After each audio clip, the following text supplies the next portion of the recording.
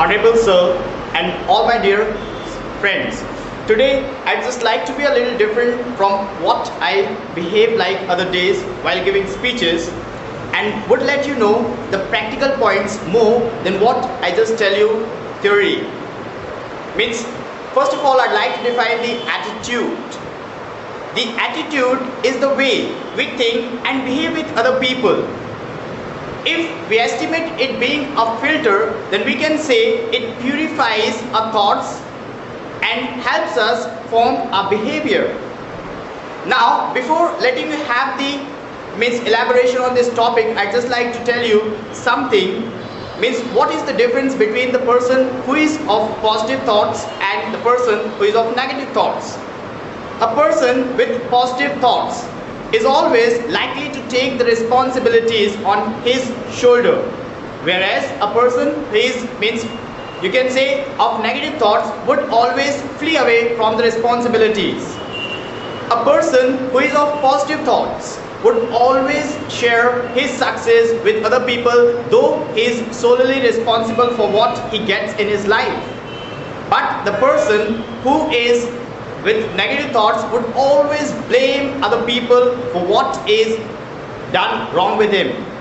A person who is keeping the positive attitude will always be altruist, whereas the person who is with negative thoughts would always be misanthrope. So these are the criteria we define being a person being positive and negatives. Now, adding a little more to it, I'd like to just tell you, now the point rises how you can build those positive attitudes in you. And the first and foremost training begins at home with our parents. I'd like to tell you two very beautiful examples. When I was studying in class 12, it means that time people who are associated greatly in other relation with my father used to come at home, and they just used to wear on different kinds of clothes which were worn, which are still worn in the villages.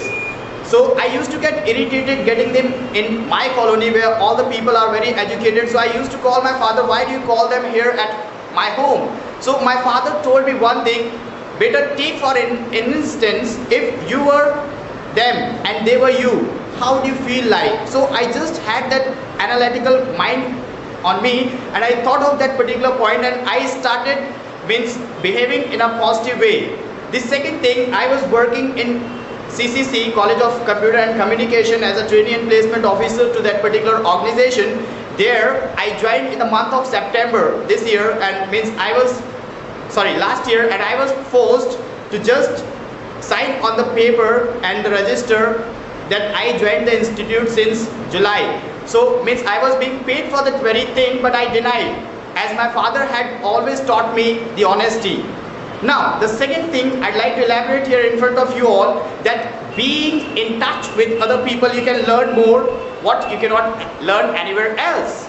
Now, then again, I'd like to give you the practical example. When we were learning in Delhi the positive attitude, then the teacher who used to teach us took us to the international organizations where we can see people well organized and well behaved, and there you will find the difference between a person who is from the backward society and the person who are really from the higher society, and you can learn more and more being in touch with good people.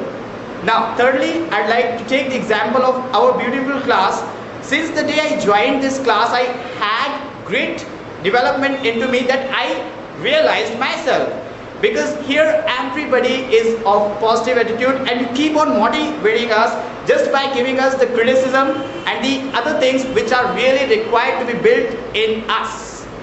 So I'd like to thank you for all those things, and while concluding my speech, I'd like to say that positive thinking or the attitude is something what can be considered like as a soul which can help our dead mind to have a life again. And we got to learn it just for the sake of changing our thoughts, and it will help us dramatically in building our future. Thank you.